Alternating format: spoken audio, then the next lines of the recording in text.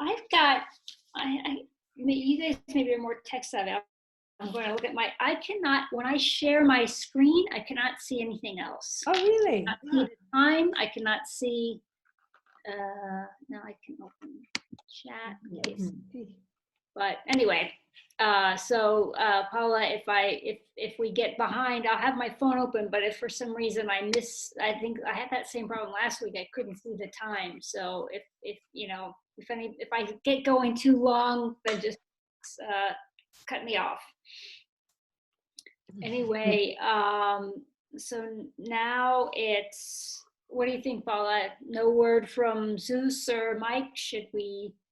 I think we can start and they can collect, because we are recording all these sessions, and it's possible for the other people to follow through YouTube, and I think we can start. Okay, cool. Thank you. So here we are today. Thanks for coming back, and we're going to continue with our talk on design thinking. And how we'll proceed is we'll take a look at what we did during the first meeting and do a recap, and we'll take a look at the canvas that Michelle shared, and also we have a canvas from one of the Italian participants, and we'll talk about how to fill out each of those fields and how to prepare ourselves for what we're going to talk about today, which is the ideation, which to me is maybe my favorite phase, which is really about brainstorming and really tapping into the creative parts of our brains to come up with generate as many solutions as we can to the problems that we identified in this first phase. So just a recap on what we've talked about previously is the foundation of design thinking really is very much a user-centered approach, which I think Michelle and Marco are fairly familiar with this already, but just to say that this idea of user-centered means developing some empathy and really putting yourself in the shoes of someone else. The best way to do that is really to bring out your inner 2-year-old and ask why, and ask a lot of questions and question everything, even things that you think you already know and maybe have even a strong background in. Try and ask as many questions as you can, because what that allows is it allows you really to gain new points of view and perhaps generate new insights on where issues might lie. Talks about being forward-looking, and of course, it's not a crystal ball. Nobody can read the future, but what works well with this approach is it gives us a way to plan the future when the future is unknown. The reason being is because it takes this very incremental, iterative, step-by-step approach where you're always validating and refining and learning things. And by understanding and focusing on the needs through curiosity, through developing empathy, you can really have a strong foundation for building solutions. It also talks a lot about getting out from behind the desk. I mean, I think we all get a little comfortable and get very busy and sit behind our desk and do research online because it's so easy. But we have to force ourselves to get out in the field, to talk to people, to observe and watch things and listen. And we'll see on Michelle's canvas, she has a great example of that. Certainly desk research can give you a good foundation, but often the real insights come when you get out and talk to people and watch and observe. Then we get to the point where we want to test what we're doing. So many times organizations go forward, they get really excited about an idea and they move forward with it without doing the test and the necessary refinements. And this can end up costing, money later, time later, and possible project failure, and of which I think if we look online, we can find a very high percentage. The statistics vary, but projects are more likely to fail than succeed, usually because this work on identifying the problem and then doing the test wasn't done sufficiently. Then also we want to make sure we use both sides of our brain, the left and the right side of the brain, the analytical and the creative side. We definitely want to consider very practical areas, practical needs, but also, and this is another shortcoming that many people forget, are the emotional needs. And this is what we've included in the Canvas to make sure that you note emotional needs as well, because emotional needs are often the driver of our decisions. Often we make a gut decision and then we look for data to support our decision. It's not one or the other. The strongest solutions address both areas. Paula, anything to add to that? Yeah, thank you, Christina. Yes, I would like to take some consideration about observe and test. Because sometimes we, let me say, we don't do that very often. We have our idea and we start to implement and create our idea without observe the reality and test the solution that we have to create. And this, I think, is a very practical approach that we have to use, observing the reality and testing our idea. Great, thanks, Paula. Welcome. I see Mike's joined us, so hi, Mike. Yes, exactly. Hi, Mike. Okay, so to continue with talking a little bit about our background of design thinking, as we just said, you know, our future is not unknown, but that doesn't mean our needs have to be unknown. And this is really important. We're focusing on understanding what the needs are in this moment, how they may evolve, and ideally, once you start a project, it's not a neat, complete package. It's not that you do this and then you're done. Ideally, throughout the life cycle of your project, of your work, or your career, you should always be refining and validating those needs and seeing how they change. Because as we all can see, our needs have changed. Especially in an event like this, the needs change rapidly. But even in a more stable time, needs evolve, and for those companies that neglect updating that understanding, they often lose traction.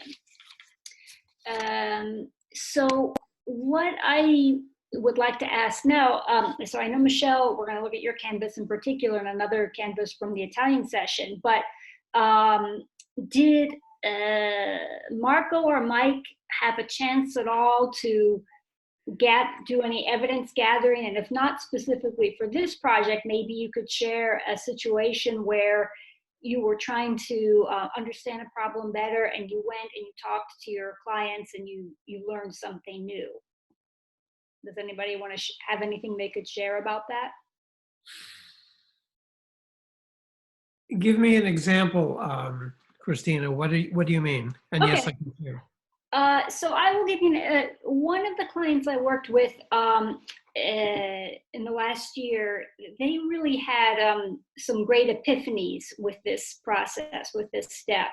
And they came in, they were senior level, had worked in their field. This was for a medical supplies company, and they'd worked in their field for quite a while, and came in with before we started the training, with a hypothesis, with a problem statement, and what they wanted to, what they thought they were going to work on and eventually build a solution for during the innovation and design thinking working.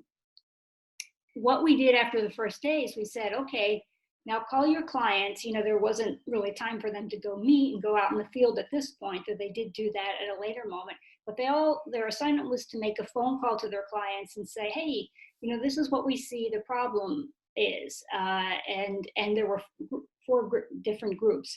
And they all came back with feedback that said, well, they were actually wrong. And it was very interesting to see these people. They weren't junior employees, they were senior, and they'd been working for a long time, but sometimes you can't see the forest through the trees. They had an assumption of a problem area, and not that they were completely wrong, but they were off base enough that had they gone on and proposed a solution for that area, they would have been moving in the wrong direction.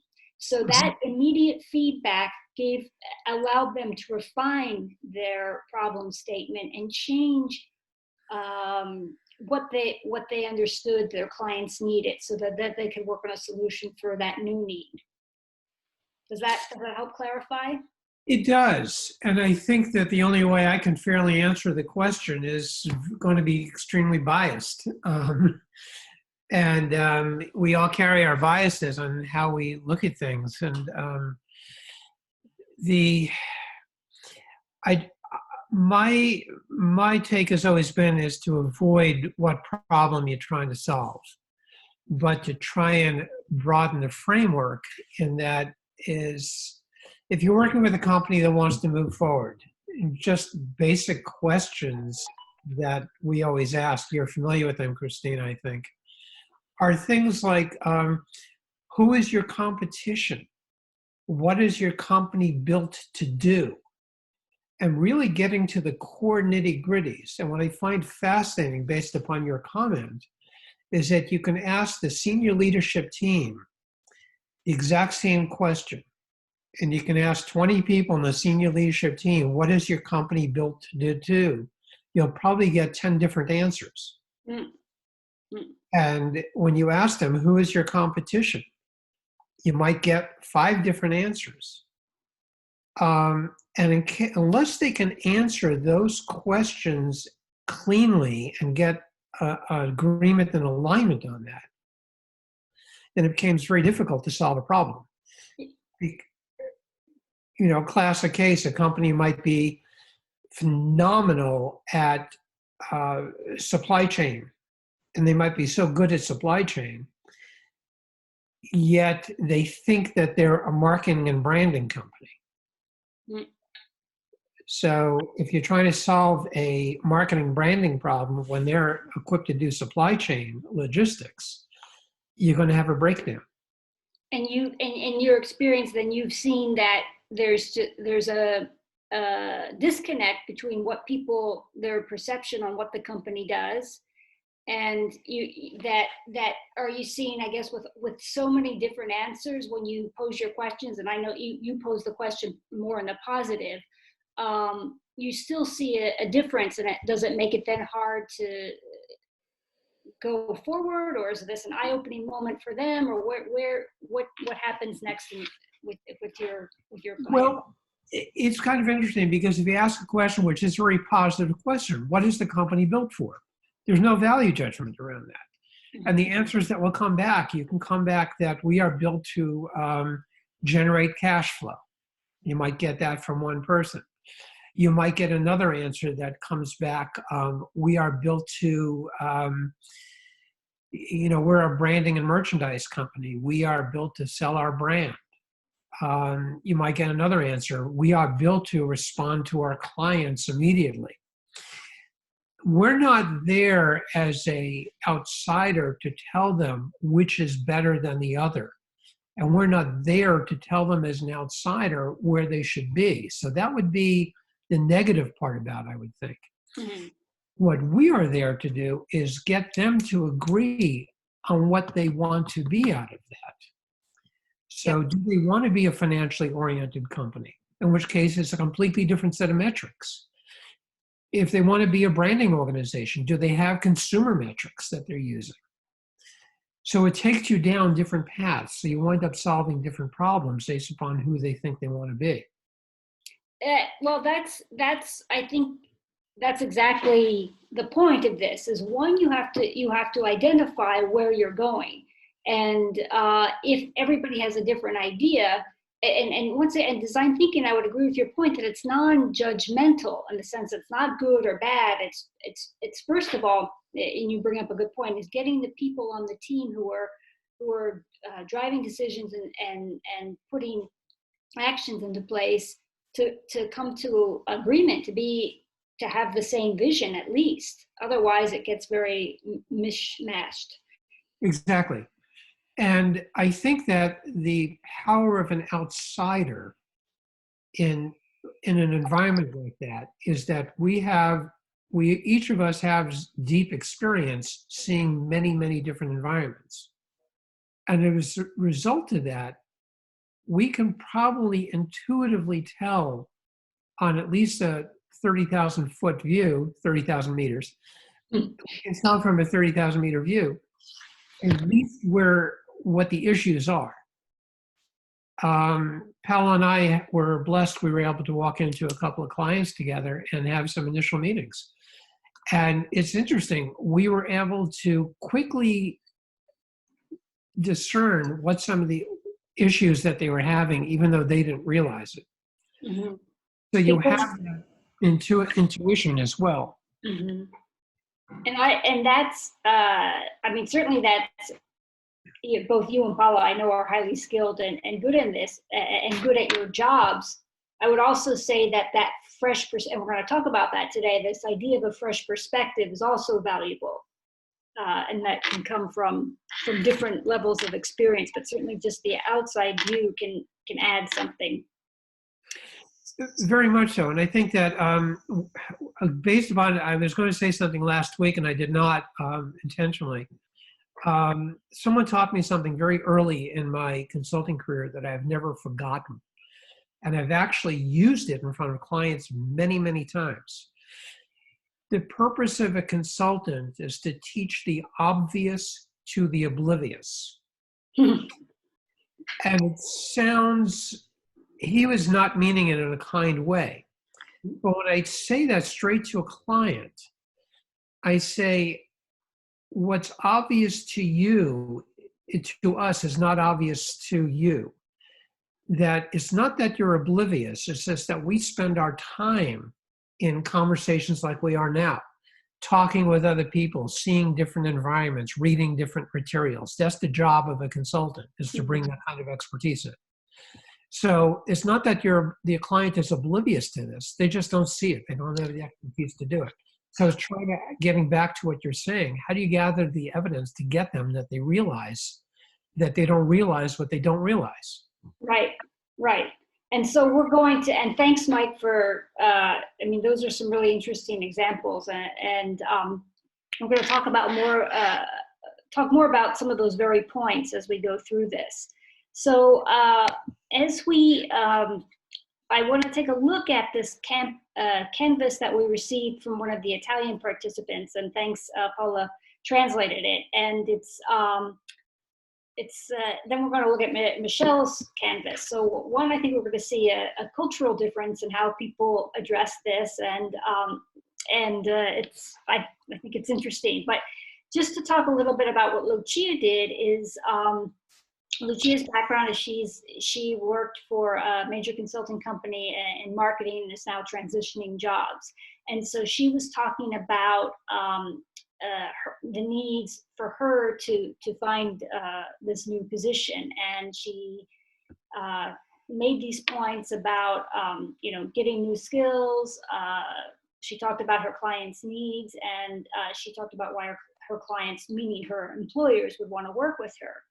Where Lucia, and where, not to be too critical of the Italians, but where we saw a difference is that there was a big focus on this practical aspect, but a missing out on addressing the emotional issues. And so we talked with them more about, be sure to include those as part of your evaluation and filling out this field. Then when, naturally it's harder now, everybody's in lockdown, it's harder to get out and meet people, but Lucia was not able to get out and talk to her clients. She explained she gathered this evidence from previous work, which is a good foundation. And Paula, I think you have a point about what happens, we're not always in the situation to be able to call up a client or to have a relationship. So what can we do when we want to validate and essentially this becomes our hypothesis, our point to move forward and eventually build the solutions? Yes, the point is, let me introduce that is very strange, because we are Italian and we are very famous for our passion. And it is very strange because in this course, we have found it out, not only with Lucia, but also with the other people, that they have not focused on the emotional part. They have list a lot of interesting and practical indication, but not strictly linked to the emotion. I think it's very strange. But another point, very interesting, is related to the gather evidence. We have noted also with the other attendees from the Italian session that they have not the possibility, they have not the possibility, or they don't search the possibility to discuss with their customer, with their partners, with their friends also, the solution. And this is a very big risk, because during the understanding phase, it's very, very important to stay focused also on the feedback, collect the real needs of the customer or our users. Exactly. Yeah, thanks. So I'm going to jump ahead to Michelle's canvas, where, first of all, Michelle, you really get the stars for doing everything so wonderfully. I mean, look at you, have the practical and emotional needs. You comment. Fantastic. You went and talked to customers. You even talk about, that it wasn't what you expected. So if we dig in a little bit to what you filled out, you started out with very clear practical needs for your business, and you're a consultant and you work in the well, I'll let you explain, Michelle. Tell us exactly. Well, I did say a bit last week, so I don't want to repeat myself, but yeah, basically, business needs are probably similar to many in this environment of covering costs and finding interesting work. But the part that for me that was really interesting was the evidence gathering, because of course I can always pick up the phone and call these people, but I don't. and it just, because we had this exercise, I specifically thought, who can I ask? And that was very interesting in terms of what they said, but also filling me in on moves in the market that I hadn't heard about. So yeah, very interesting. So I called one headhunter that I knew, and two people who have placed me in positions before. Cool. And let me ask you, Michelle, though, why haven't you done this before? Why haven't you called and done this before? Well, it's not that I wouldn't. It's just I just kind of think, especially in this environment, I think nothing's going to happen. As I already am telling people, I think I'm going to be on a sabbatical for a couple of months. I'm not expecting a new client, but that doesn't mean I can't find out what's going on with other companies. And the one guy that I spoke to an hour today, well, he could conceivably find me a job, but he just found out that 4 of his consultants are now on the bench. So he's got to place his own people before he's going to think about placing me. But it was interesting to hear, his thoughts on things. Mm-hmm. But I also appreciated confirmation, because he sees the new accreditations that I've gotten. I've just did one in data science, and that was well received. And I think that's kind of my vision of how I can differentiate myself with new skills. But I still think it's going to be a long haul. But the process is interesting. Let me ask you this, on your point of the big suppliers like Capgemini, internal employees are preferred. So why is that? What was the reason they gave? Yeah, because then you have one point of contact, and then you try and negotiate a good deal. Yeah, give me 20 consultants. Mm-hmm. And, then they outsource the whole infrastructure to a big name company. So and for the client, it simplifies the process then. Yeah, this is obviously for big clients, and really my preference is to work with smaller clients, but smaller clients. So I think it's split. I think the bigger companies want the big name consulting firms, and the smaller companies want internal people. So I didn't write it here, but I also did get one kind of thanks but no thanks from a headhunter. Said that the client is looking for an internal hire. So I thought about it, and I asked all the questions, but she didn't give me any insight. I said, well, why are they looking for internal hires? Do they think that that I'm external, that I'm not connected to the project? And I gave them all kinds of comments about how I value working with projects. But I think that, to be honest, I think that some companies, they also don't have work. They're not placing people, so they're fishing. They're presenting projects that don't really exist. Yeah. The customer was looking for an employee. but they thought, well, let's see what we can get these consultants to do. So I did go back and offer her a package for 3 days a week for less money, if we could do it for 6 months to the end of the year. So I did get positive feedback on that, but I think nothing happens. The only thing she knows is that I'll take less money. Well, but to that point, it's also talking to the right people, and sometimes we don't get the answers we're looking for right away. So we have to dig a bit and ask around and try and find different sources, and also the collective variety of viewpoints, which in fact you've done. And so it just one more comment on that. It's your answers in the fields 5 through 7 evolved slightly. I mean, some of them you were on the right track already, but some of them, based on your feedback, you adjusted. So hopefully, as we move on to the next phase, you've got a little clearer idea of a starting point. Before I move on, Paula, is there anything you want to add? Well, thank you, Christina. Thank you. So here I have, we're going to talk about ideation, the next phase, the sort of the brainstorming, the fun, I think the funnest part of this approach. And I put this picture of graffiti in Milan up because it relates to, and this relates a little bit also to what Mike was saying earlier about this idea of being able to see things that are obvious. And when I first moved to Milan 15 years ago, I saw graffiti everywhere. And I was really surprised because I thought, Milan's the chic city of fashion design, and it was kind of ugly with this graffiti.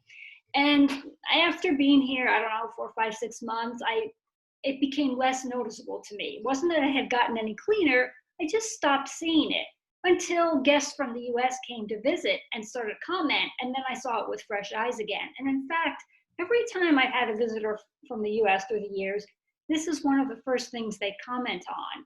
And so what happens is we often become blind in our own environment, and we stop seeing what is right in front of us, whether it's a survival method or what. And this is why it's important to bring in a fresh perspective or try and change something about how we view our environment, how we view our context, to try and see things in a new way. So Paula's comment, for many people, graffiti is street art. Yes, that is true. And some people are quite talented. However, I don't like it at all. I don't even like the good wall murals, but that's my personal taste. But this type of work is something that I definitely don't like, and I've become a little bit blind to it. Now we have, a very famous picture of this Pisa Tower, and I want to talk about this idea of foundation. So we see the risk of what happens if you don't build a strong foundation. You can risk falling over, and by not taking the time to invest in understanding the needs, you set yourself up for a very unstable foundation. So this is why we emphasize in design thinking, going out, talking to your clients, talking to the people you're working with, or your colleagues, or whomever you're trying to understand their situation better, understand their needs, so then you can go on and develop something that's stronger and longer lasting. Paula, anything to comment on this lovely? To point it out that it's very important to stay focused and on the area, and not to stay on the eye level of the idea. We have to select on what we want to focus our effort. Mm-hmm. Yes, definitely find the focus and hopefully make sure it's the right focus. So now here is one of the ways we ideate is to beg, borrow, steal. Really, to once we have our foundation and we start to build our new ideas, where do we get new ideas from? Where can we generate something that we hadn't considered before? And so if we look at this, I don't know if you know the story of how the bendy straw was invented, but in the 1930s in the US, there was an engineer who brought his daughter to a drugstore to get a milkshake. And, you know, I think she was 4 years old. So she was short. And you can imagine her sitting at the counter trying to drink her milkshake. And she had a straw and she couldn't quite reach it. So she bent the straw. But of course, when she bent the traditional straw, the liquid would be blocked. And so he thought, okay, this is not a good situation. What can I do to improve it? So he played around with it, and he ended up getting a little screw and put it in a regular straw and came up with this idea of these bridges. In fact, he patented this idea. And so you see the straw we have today that makes it easier to drink at different angles. So that was in the 1930s.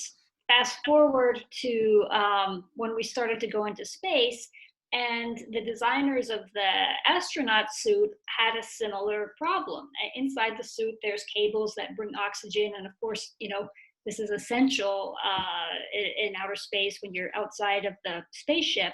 And so they put this very same joint in the elbows and also in the knees and so the astronaut could move around and bend his limbs without crimping the oxygen supply. Then we go on to my favorite topic, skiing.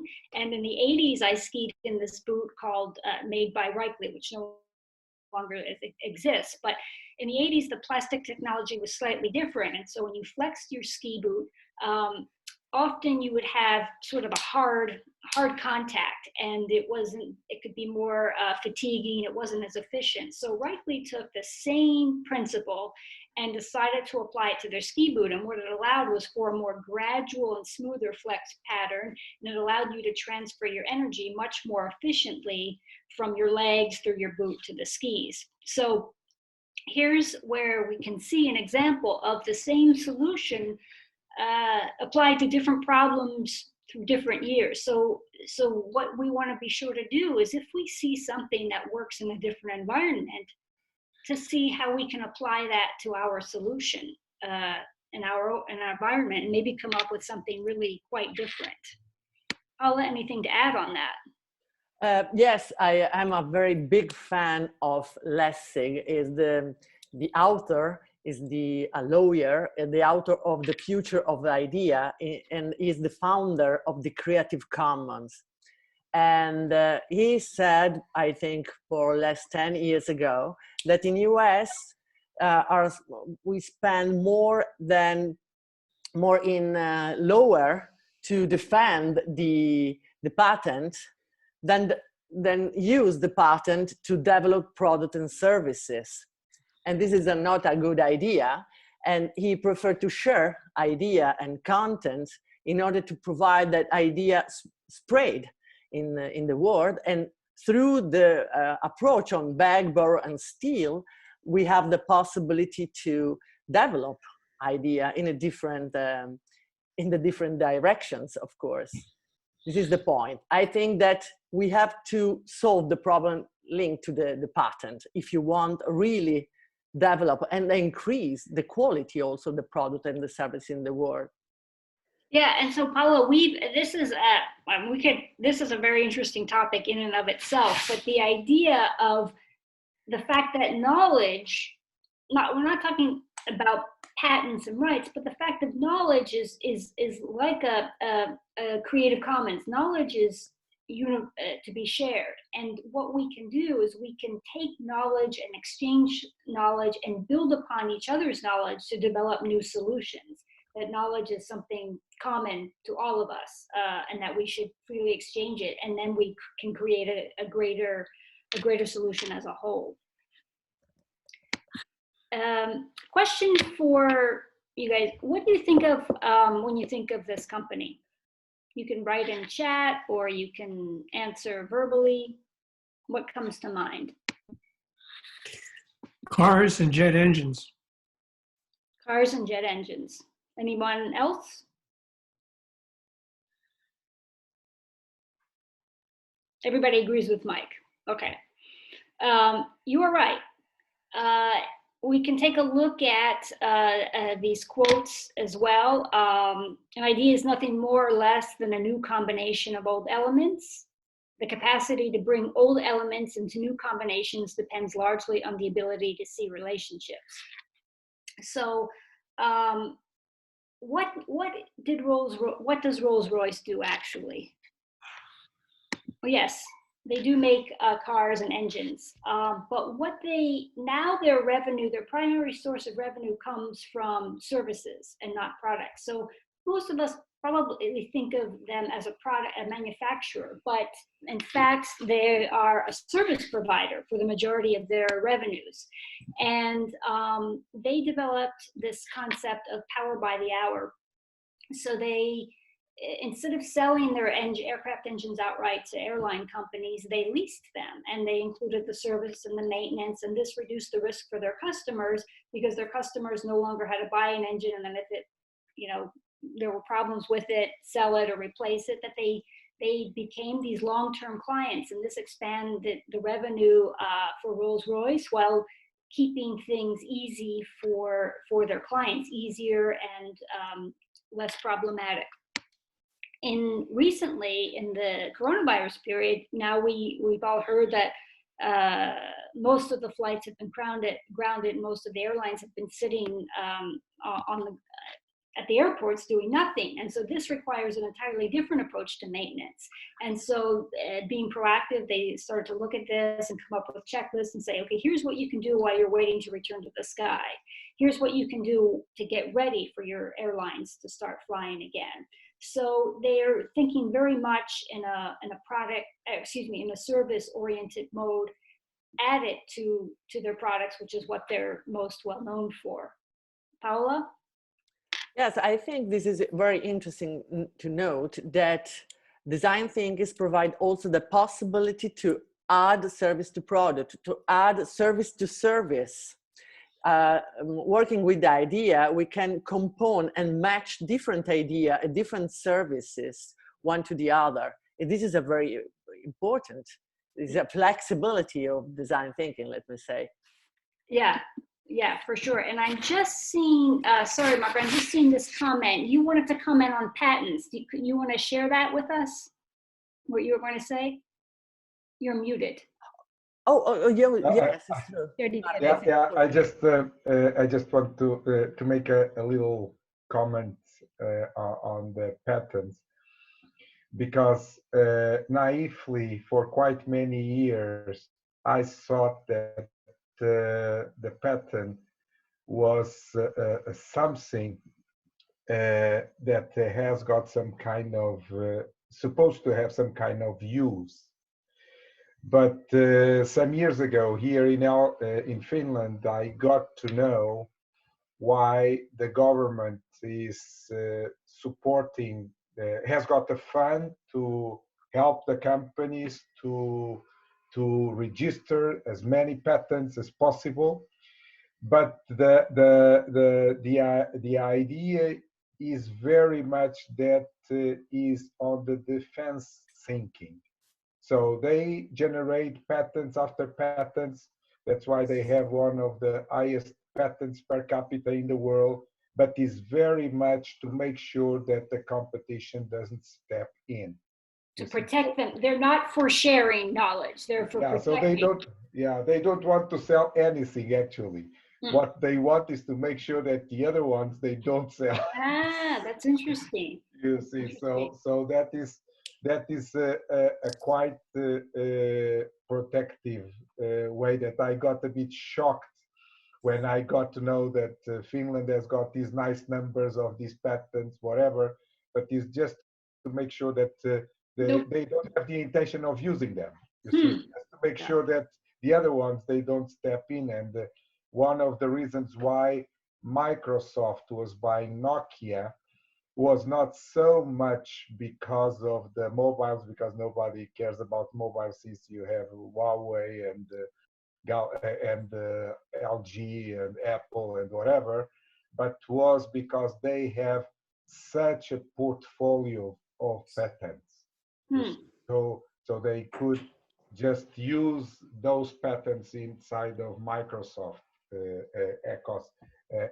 ecosystem. And regarding this Rolls-Royce, the only thing that I know about them is that is one success story of this venture capital thing, that one is Mr. Roll and the other one is Mr. Rolls, which I don't know which one is who. One was having the capital and the other one was having the idea, and then they managed to create this fabulous company that you are expressing so nicely. Ah, wow. Okay. Yes, these are, I'm sorry, Christina, only 2 points.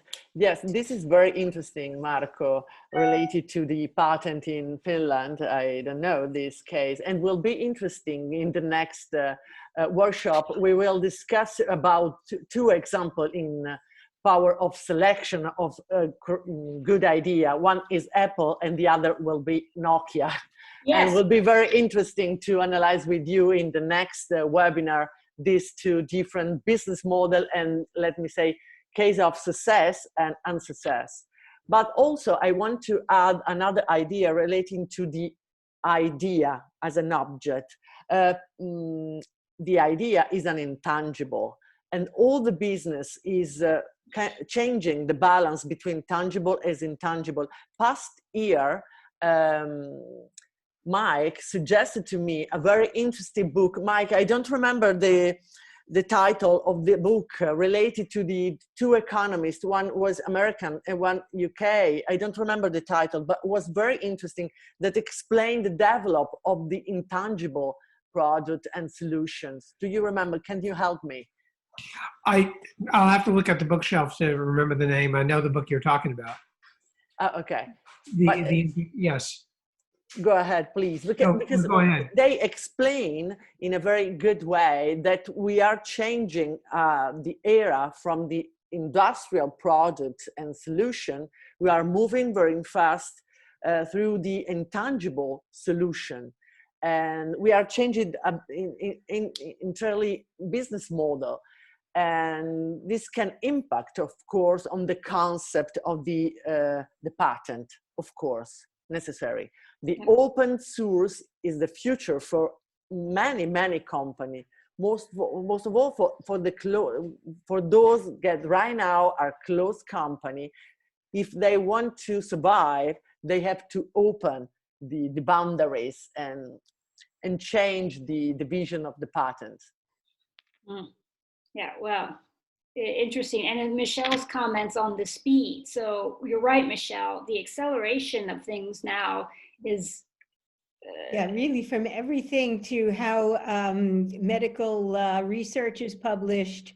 You know, there used to be a very slow process of peer review. Like now information is getting out there faster and dismissed faster.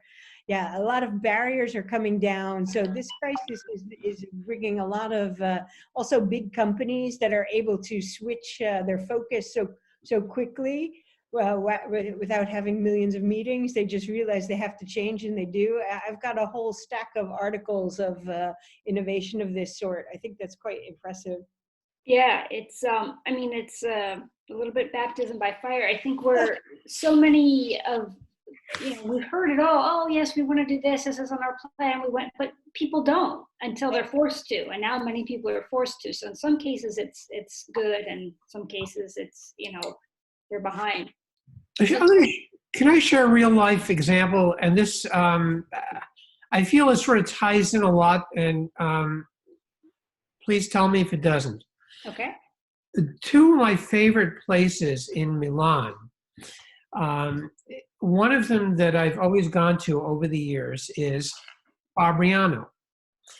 I love notebooks. I love writing. I'm going to reach over here. I have a stack of Fabriano notebooks, all different ones, the latest ones. I love writing in their notebooks. Yeah, they're nice. One of the places that I've also loved in Milan over the years is a store called Ercolesi. And they carried some of the best writing instruments that I've ever found. They carry brands I've never heard, pens, pencils, all that kind of stuff. And over the years, I've seen them almost disappear. They had this enormous shop across the street from the Duomo. Now it's off on a side street. It's a little shop. And I'm sitting there thinking, wow, these companies should get together because they actually, you need a pen to go with a Fabriano notebook. And I actually spoke with someone at Fabriano headquarters, not a little bit about Ercolesi, a little bit how the products go together, a little bit how that all kind of, and of course they dismissed the idea, to use your term, they dismissed it completely. But what actually came out of it was that Fabriano, to get people in their stores now, they run calligraphy programs. They're teaching people how to use pens and how to do calligraphy. And they started it first in London in the shop, and then they expanded it to other shops. And that's a perfect example of seeing businesses that have complementary products that they don't see. They can't see it. Yeah. And they can be so much more successful if they were together. Well, you're absolutely right on that, and that's a great example. I think in particular in Italy, there's a big problem with collaboration of that sort. Yes. But and there's like, we can talk about many examples of that. But the principle of that is really correct. It's about creating new business models, new opportunities, and if you can find the willing collaborators and partners, it's a wonderful way forward to help both parties. It not only helps both businesses, it creates a third one, calligraphy classes. Yeah, there you go. Right. They actually charge for those. They're not free. They're not free. No, they actually charge. It's a business line. It's not generating huge amounts of cash. But it's something. But I'm gonna interrupt you, Mike. Sorry to cut you off, but I see we're running out of time, and I want to get to the canvas. So, but thanks for that example. So, we real quickly, we've got these 4 phases of design thinking. Now we're in. We talked about understanding and building a foundation. Today we're going to look at the ideation canvas. Next, today's about expanding ideas, generating a lot. Then it'll be refining, narrowing it down, and then eventually testing them. So if we look at this canvas, what we want to do is take the work we've done previously and select up to 3 challenges that we've identified, the ones that hopefully we validated already from the fields 5 and 6, so the bottom row, and focus on generating solutions for one of those, maybe one that you think would come more in the short term. Then when you get that selection, and we have these highlighted in red, then we want you to rephrase it in a way that makes it very clear. What we've seen in some of the examples, though, thanks to Michelle again, she was much more precise. Some of the other canvases we got back, they were on the right track, but they were very general. One was like motivation of employees. So what we want to do is make sure we want to be more specific. Why is motivation of employees a problem? Well, we see motivation of employees as a problem because people are smart working, and so it's hard for people to feel engaged and connected.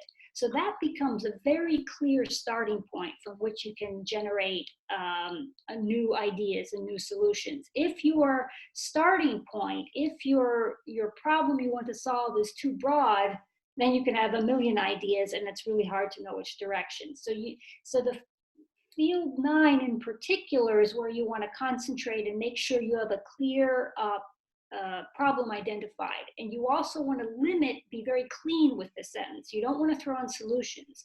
You don't want to start talking about solutions as you identify the problem. You want to save those for fields 10, 11, and 12. And 13. And so what we've done is we subdivided and giving some areas to focus on when you're generating solutions. The first is the stolen ideas. So as we talked about with the straw and the astronaut suit and the ski boot, think about areas that you've seen that inspire you, and think about outside your field, and then decide how you can put those areas to use for yourself. Then you want, in your own idea, then you want to talk about emotional aspects. Remember, we want to focus on that area in particular and address only the emotional needs and think of solutions that address just that. Then the alternative business model.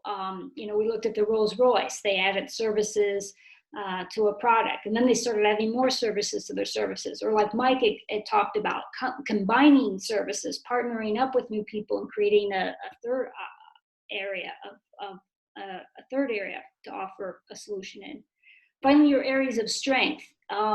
Generate a list of solutions where you think about what makes me stand out, what differentiates me. I want to think of solutions specifically in that, but apply that strength in a new way. So Paula sent a Canvas, and also we'll send it an email. Any questions on this? On working on this area. I know I went through that kind of quickly because it was great. We had a lot of interesting discussion, but you can certainly look this over, and if you have questions during the week, send us a message.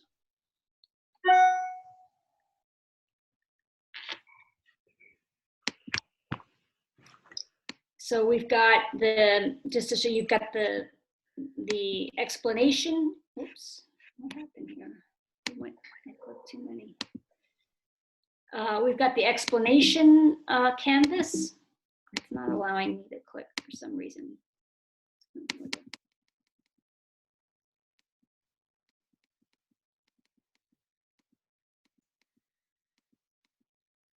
So we've got the instructions, and then we'll send you the blank area and to write in.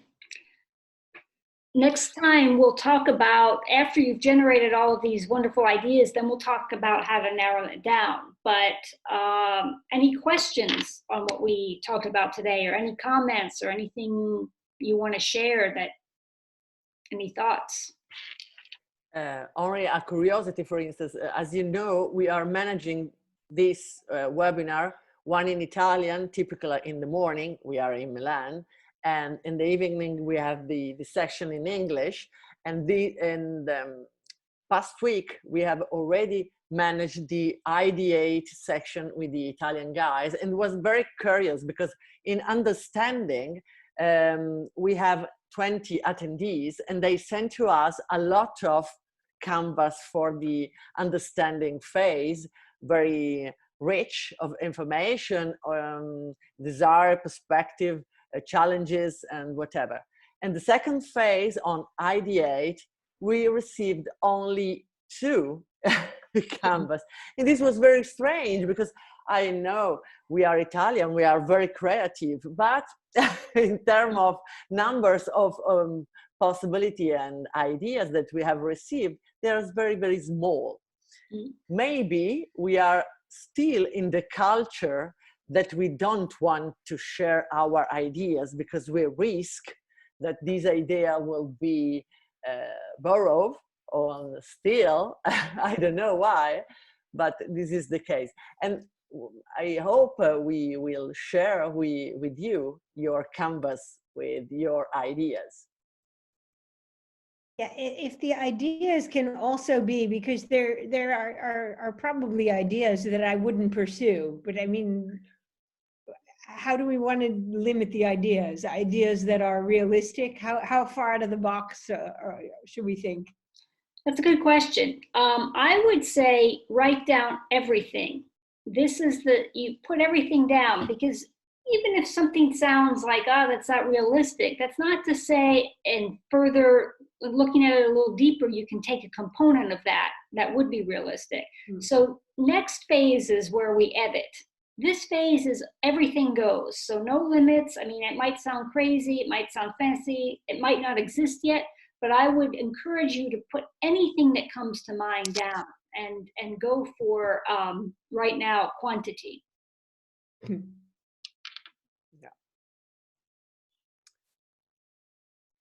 Other comments or questions? Not for myself.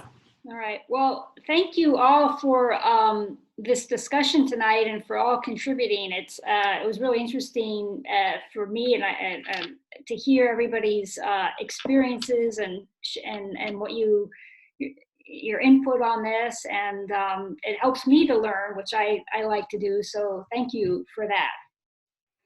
Yeah. Thanks to everyone as well. Very interesting. Thank you. Thank you, Everybody everyone. have a good evening. All right, Bye thanks. bye. Ciao, ciao. Bye bye. Ciao and thank Ciao. you. Ciao.